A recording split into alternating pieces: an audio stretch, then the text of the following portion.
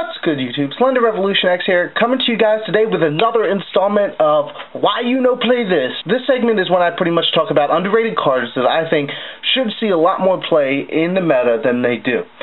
Our previous episode was on Fossil Dyna, when I thought it was one of the greatest cards, especially if you couldn't afford things like Vanity's Emptiness. So today what I wanted to talk about was 7 Tools of the Bandit. Especially this format, I think 7 Tools has a chance to become a really good card if people start playing it.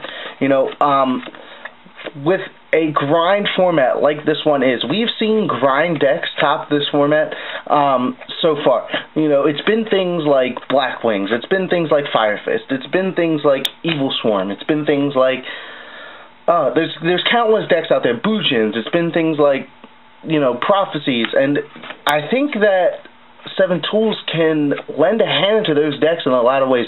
When you're in a heavy back row format, and there's no such thing as Solemn Judgment, which, you know, it is banned right now, I think 7 Tools is a really good, you know, backup. It can win you the game, and for the measly cost of 1,000 life points, you know. We're more than willing to pay 2,000 to negate a monster summon, but for some reason, we are really deterred from paying 1,000 life points to stop things like Torrential Tribute or Mirror Force. Game-changing trap cards that your opponent has. Stop things like Call the Haunted. Stop things like Safe Zone. Stop things like Fiendish Chain. Stop things like... There's an inordinate amount of trap cards that could be stopped by 7 Tools of the Bandit if we choose to play them. Now, I know what a lot of people are saying is, well, if I play 7 Tools of the Bandit and then run into something like, you know, Frogs, we'll say Frogs, that doesn't run it, that's fine. It's an easily sided out. You automatically have 2 cards that you can side out. You will never have an issue with siding something in, trying to find space to side something in, because if you weren't playing a deck without traps, these instantly go out. I don't care if you play 1, if you play 2, if you play 3. It's an easy side out choice for decks that don't run traps, and if they run traps, then why would you not just keep it in?